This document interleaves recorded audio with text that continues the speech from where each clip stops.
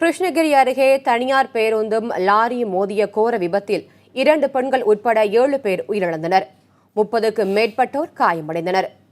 தேசிய நெடுஞ்சாலையில் அடிக்கடி ஏற்படும் இதுபோன்ற விபத்துகளால் மக்கள் அச்சமடைந்துள்ளனர். கிருஷ்ணகிரியிலிருந்து 55 பயணிகளுடன் ஓசூர் நோக்கி தனியார் பேருந்து சென்று கொண்டிருந்தது. பெங்களூரு தேசிய நெடுஞ்சாலையில் சுண்டகிரி பேருந்து நிலையம் வழியாக சென்றபோது 6 வழிச்சாலையில் எதிரே கண்டெய்னர் லாரி ஒன்று வந்தது. திடீரென்று வந்த லாரி சாலையின் மறுதிசைக்கு செல்வதற்காக வேகமாக திரும்பிய போது கட்டுப்பாட்டை இழந்து தனியார் பேருந்தும் லாரியும் பயங்கரமாக மோதின. கனப்பொழுதில் நடந்து முடிந்த இந்த கோர விபத்தில் பேருந்தின் முன்பகுதி நொறுங்கியது. காயமடைந்தவர்கள் அலறி அடித்த காட்சி நெஞ்சை உருக்குலைப்பதாக இருந்தது. சம்பவத்தை பார்த்து அருகில் இருந்தவர்கள் ஓடி வந்து மீட்பு பணியில் ஈடுபட்டனர்.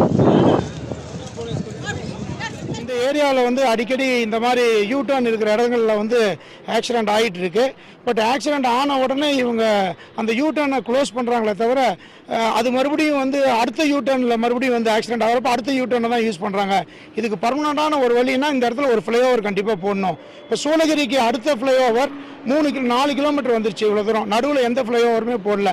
ஃப்ளைஓவர் போட்டால் மட்டும்தான் இந்த மாதிரி ஒரு தொடர் விபத்துகளுக்கு ஒரு விபத்து நடந்த இடத்திற்கு கிருஷ்ணகிரி மாவட்ட ஆட்சியர் கதிரவன் உள்ளிட்ட அதிகாரிகள் வந்து மீட்பு பணியை விரைவுபடுத்தினர். காயமடைந்தவர்கள் கிருஷ்ணகிரி மற்றும் ஓசூர் அரசு மருத்துவமனையில் சிகிச்சைக்காக சேர்க்கப்பட்டனர். சம்பவ இடத்தில் 5 பேரும் மருத்துவமனைக்கு கொண்டு செல்லும் வழியில் 2 பேரும் உயிரிழந்தனர். இதில் 2 பெண்கள்.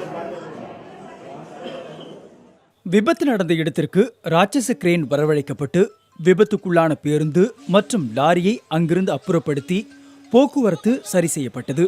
காயமடைந்தவர்களை சுகாதாரத்துறை அமைச்சர் விஜயபாஸ்கர், கால்நடை பராமரிப்புத்துறை அமைச்சர் பாலகிருஷ்ண ரெட்டி, போக்குவரத்து துறை அமைச்சர் விஜயபாஸ்கர் ஆகியோர் நேரில் சந்தித்து நலம் விசாரித்தனர்.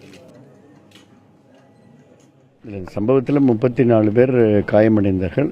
காயமடைந்த 34 பேரும் உடனடியாக அரசு மருத்துவமனையில் அனுமதிக்கப்பட்டு அவர்கள் எல்லாருக்குமே மாண்புமிகு தமிழ்நாடு முதலமைச்சர் புரட்சித் தலைவி அம்மாவுடைய ஆணைக்கிணங்க உயர் சிகிச்சை இங்கே மருத்துவ நிபுணர்களுக்குள் அமைக்கப்பட்டு அனைவருமே இன்றைக்கு இப்பொழுது 3 பேர் மட்டும் ரெஃபர் செய்யப்பட்டிருக்கிறார்கள். மீதம் இருக்கக்கூடிய 31 பேருமே நலமுடன் இருக்கிறார்கள் என்பதை தெரிவித்துக் கொள்கின்றேன். விபத்தை ஏற்படுத்திய கண்டெய்னர் லாரி எந்தவித சிக்னலும் செய்யாமல் 6 வழிச்சாலையில் எதிர்முனையில் வந்து விபத்தை ஏற்படுத்தியதாக தெரிய வந்துள்ளது.